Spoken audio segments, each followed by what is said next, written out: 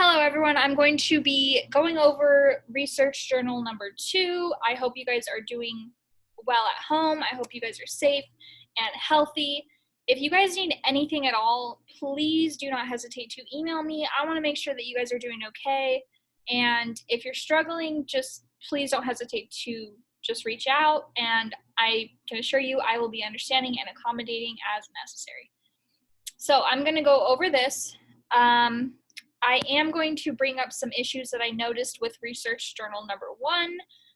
I haven't given comments back, but I've looked through all of them, so I will send you direct information about how you can edit it and fix it to get a better grade on it. So you can still revise, so keep that in mind. But I will be going over some stuff that I noticed that happened very consistently. So just if you don't feel like it applies to you, I will talk about all that stuff towards the end. But everything I need to talk about with everyone, I will talk about in the beginning of this video. So I'm going to share my screen and okay, so first of all, let's take a look at the syllabus. I should have done this last week just so that it could help us keep up with how the next week is looking. But if you have been paying attention to the syllabus, which I hope that you have, we have already turned in research journal number 1, obviously, and we are on the week of Monday, April 13th through Sunday, April 19th. And this week we are going to be doing a very similar thing as we did last week. So this week we're finding sources, doing a works cited, and your rough drafts is due. So research number 2 and the draft of the final assessment essay is due by this Sunday, April 19th at 11:59 p.m. If for some reason you have something going on that might hinder you from getting it in on the state, please talk to me before so that I'm not worrying about you, because I really do worry about you guys if something happened, and that's why I haven't heard from you. But anyways, please let me know if you have something that's going to hinder you from turning it in this Sunday. So I hope that you guys have started on your draft already. Last week we had our research journal number 1, and we turned in our first 3 sources and explanations of how you're going to use that, as well as your topic. So this week we're doing something very similar, but you also have your draft due. So remember, the draft needs to be at least 4 pages long. It doesn't need to be any more. I will be understanding about if you have issues with, coming up with an argument, because you don't need an argument right now. Remember, the whole point of my drafting process is not for me to grade. I'm not going to be grading these drafts. I am purely going to make sure that you are at least thinking and writing out your thoughts about your final paper for half of the amount that you would for the full draft. So 4 pages of whatever you think that pertains to your final assessment essay. So I'm not going to be grading on grammar, just like anything else that we've done in this whole entire class. I'm not grading your draft. I am just going to make sure that you're at least thinking about it, and I'm at least seeing your thought process work. It's the idea of chaos that we talked about, remember? So the idea of chaos is you kind of just blurt out whatever it is you're thinking about the topic that you're starting to write about, and that helps your brain start flowing. So that's the whole point of these drafts.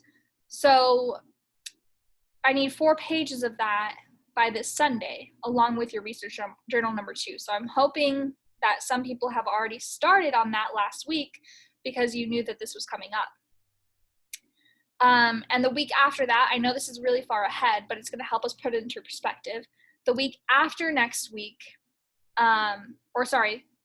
next week, as you can see here, we have research journal number 3 and the outline due.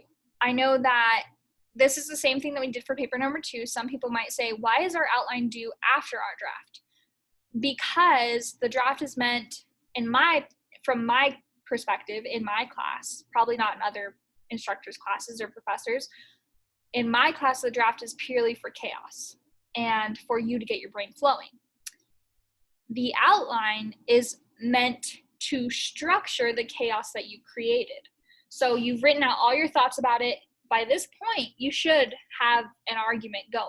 Your argument might not be official until a little bit later, depending on how your brain works. Some of you might already have an argument in your head, but the outline is supposed to be you showing me, okay, I've thought about, somewhat of an argument, and you're going to put that in there, and then you're going to structure that with the equation of the thesis that we talked about. So your thesis is going to be in your outline. I put the draft first because I wanted you to have that chaos before you were required to have your thesis. So I hope that makes sense to everybody.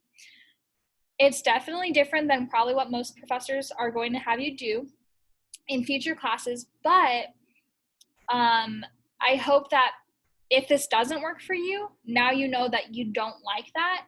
But if this does work for you, then now you know that, oh, I'm definitely somebody who likes to get my ideas on paper and then come up with my argument.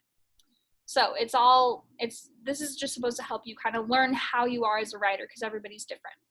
Anyway, enough about the whole process and concept of what we're doing. Let's get back to this week. So research journal number 2, and your draft is due this week. First, let's start with research journal number 2. So these instructions are essentially the same as research journal number 1 was. I fixed it up a little bit. So research journal number 2, you are going to essentially just finish your works cited page. So you're going to find 3 more sources that will provide information or concerns on your chosen topic. These must be sources you will use in your paper. Of course, you can change them later if you want to, but these 3 sources you provide during this week's research journal must be prevalent enough for you to want to use it in your research. I know this is repetitive, but I want to just make sure that we understand. This will help you understand what the current academic conversation is pertaining to your topic. During my research about non-native English speakers as English teachers, I found that a lot of people were concerned with the stigma that society had on those who did not speak English as their first language teaching. This is how I decided on my topic, so this should help you decide on yours. So while I agreed what these researchers were saying in regards to the stigma being negative and needing to be removed from societal minds, you may want to disagree with the research that you find on your topic. So by this point, your topic has already been established, your general topic. Maybe not the specific argument about it, but the topic you're writing about has been established in research journal number 1. So by this point, you're already making these agreements or disagreements. So it's up to you. This should be your argument, and you will need to back it up. So after you provide the final 3 sources, because remember, this whole paper needs 6. So you already have half, and by the time you finish this, you're already going to have all 6. If you find research throughout that you want to, add or change, that's fine. But you have all 6 by the end of this week. You're going to explain why these 3 sources could help you with your research, just like you did last week. What are you going to use them for? Does it provide you with an interesting perspective? Does it provide an example? Why does it matter? How are you going to use it to come up with an argument for your paper? So don't just summarize. Remember, use it for your argument. How are you going to use this person to back up your argument? And then you're just going to cite those 3 sources into your current working works cited page. So you already have a working works cited page from research journal number 1. You should have 3 sources on there. And you're essentially just going to add the last 3 from this week. And that's it. So it's formatted the same as last week. Oof, my battery is dying. But it's just the last 3. You're going to be graded on the same things. Your explanation of those 3 sources and during your research and how you can use those in your paper, your citation method, and you must cite it like Purdue OWL does. I'm going to go over this in a minute, and the effort that you put into your assignment. So I added the effort because I want you guys to know, this is helping you write your paper. If you want to paste in some of the comments that you made about your sources from research journal number 1 and the comments you made in this research journal, you can add that to your draft, because this is all helping you brainstorm and be chaotic during your drafting process. That's totally fine.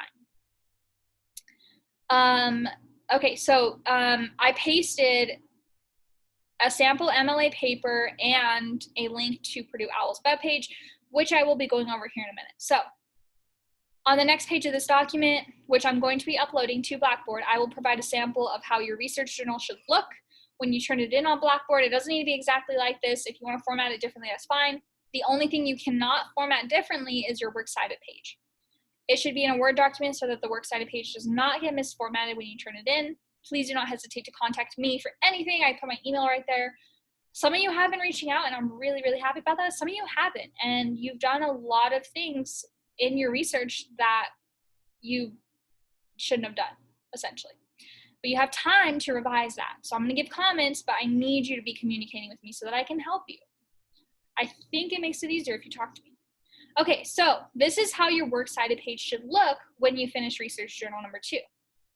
So essentially, I just added to my old works cited page from research journal number 1 and put my new sources in there, formatted just like Purdue OWL tells me for MLA formatting. So first of all, I will say, make sure that you put them in alphabetical order. When you paste in your new ones, they need to be alphabetized with your old ones as well. So don't just have your first ones 3 up here and then the second one 3 down here. It needs to be organized just like a regular paper. So that's how it should look essentially. And it's the same thing as research journal number 1. It does not have to look exactly like this if you don't want it to. You just have to answer the questions, which were your source, why you're using it, how is it going to help you, how are you going to expand on it, why should the reader care? And then you're just doing that for each of the 3 sources that you find. If you have more, that's awesome, but you don't have to. Okay, so I'm going to start going over the issues that I did see with research journal number 1. So I encourage everybody to look at this just in case, but I will be providing feedback. So please watch this from here on out. But if you really feel like you've got it down, cool. You will see that reflected in your grade as well. You can always come back to this if you want. So stop here if you don't want to watch me go on about how to do explicit instructions for MLA formatting. Stay here if you think that you need help. And even if you don't think so, you might. Okay, so I'm going to plug in my laptop really quick.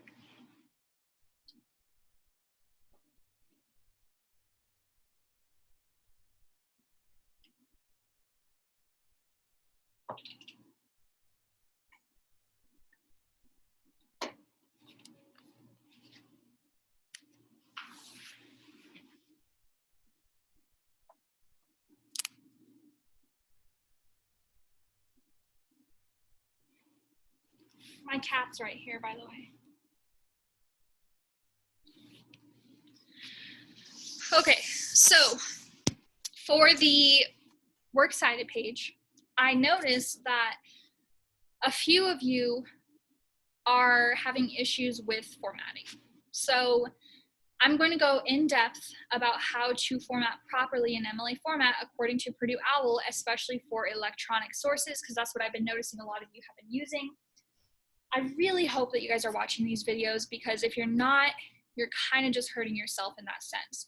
So a few of you have just pasted a link. That is not how you do a works cited page. Please remember, each of these research journals are worth 50 points.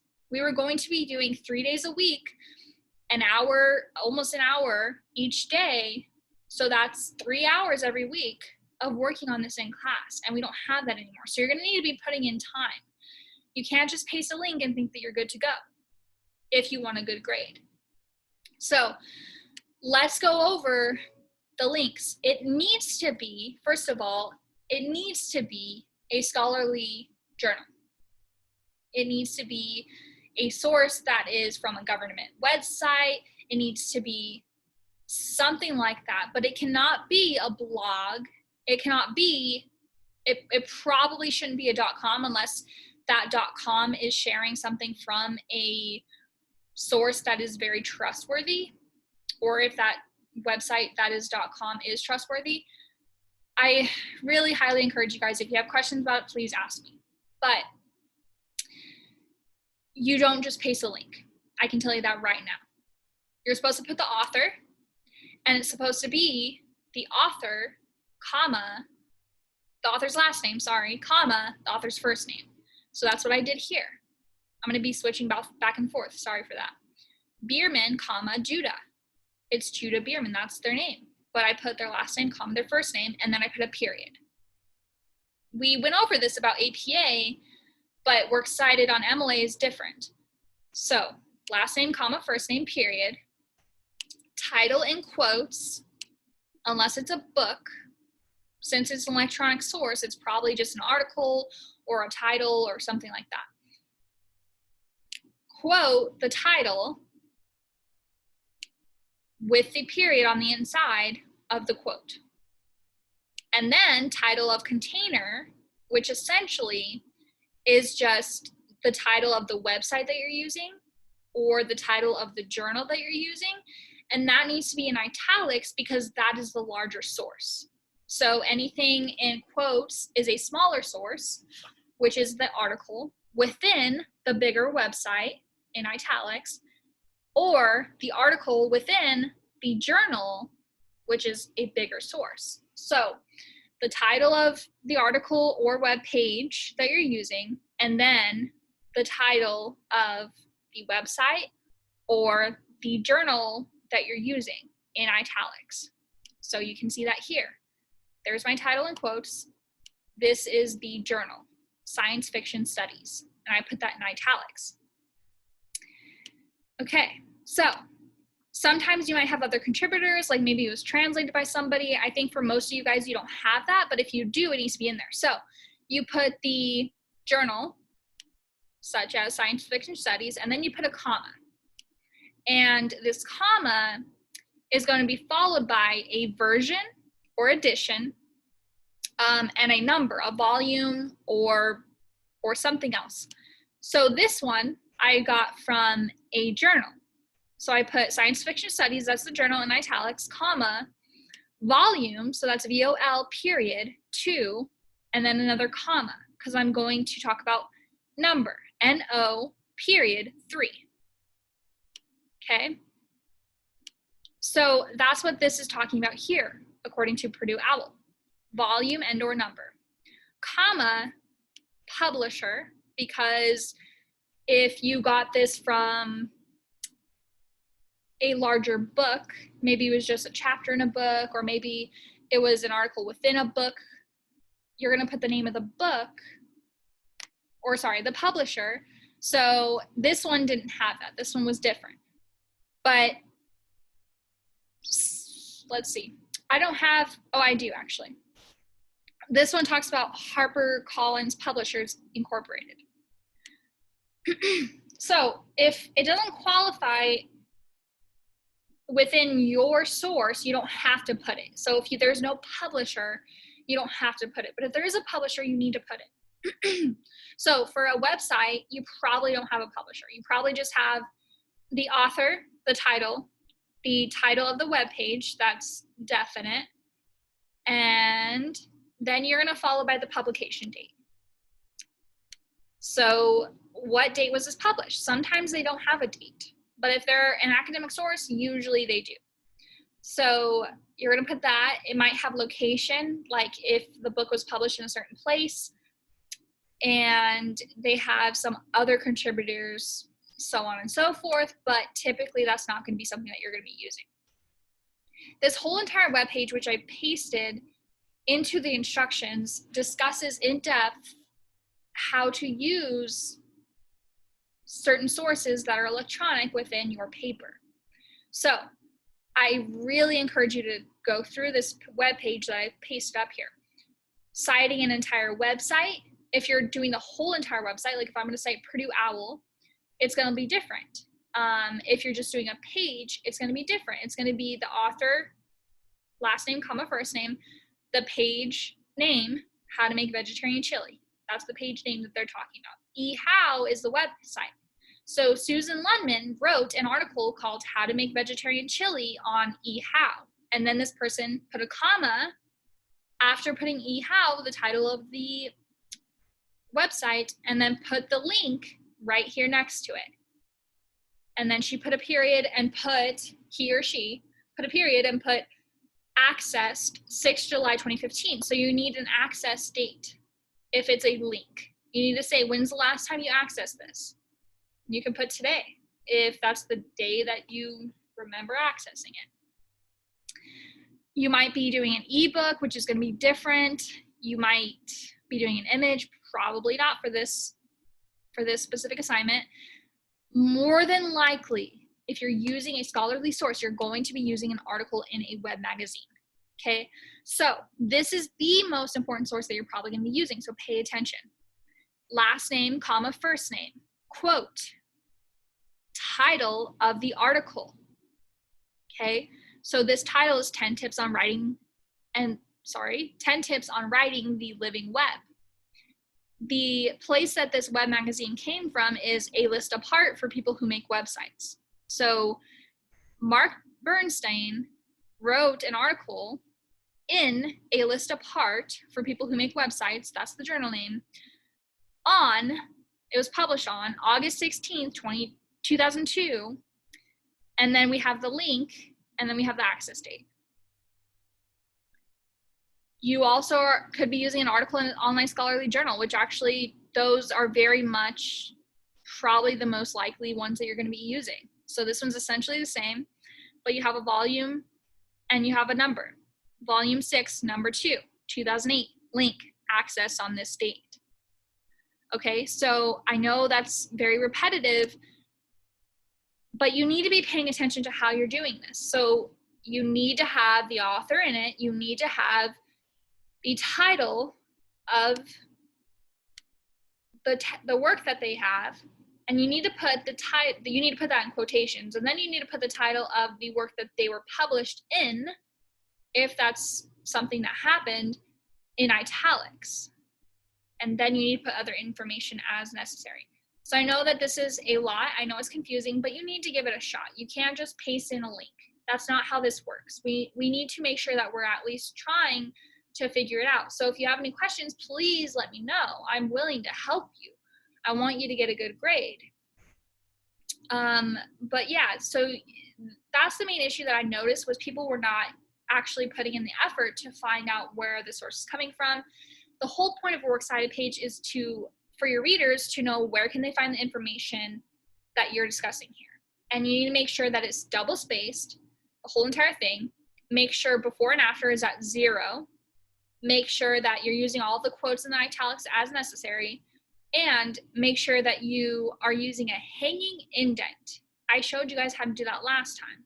So you basically just highlight the whole thing, and you go to, it'll look different on your laptop depending on which laptop you have, but you highlight the whole thing, you go to format, and you go to paragraph, and then this is the same place where you would have double spacing.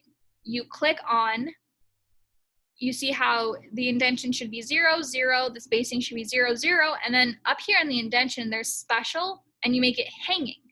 And it automatically puts it hanging by 0.5. What that does is it pushes all of the second line of each source this way, so that I can see North, that's sticking out, Michael North. So if I see North in my paper, I can go find him in my works cited page. So I know that was very lengthy. I hope that that was helpful at least, but we do need to make sure we're doing that. And then remember that your draft is due. Your draft for this paper is due on Sunday. It's the same as we've been doing the whole entire rest of the semester. So it needs to be 4 pages long, double spaced, MLA format, same as we always do. And it can just be your thoughts throughout the time of your drafting of this paper. So please let me know if you have any questions, concerns, comments. I'm going to be very understanding throughout this time. I know that it's a very rough time for everybody, but I can't help if you don't tell me. So otherwise, fantastic work, everybody. I know that it's been rough and I know that it's been difficult, but I'm just glad that you guys are sticking it through. And if you're here watching this, then you are awesome. And I'm just really proud of you. So please let me know if you need anything at all. I hope you guys have a great week.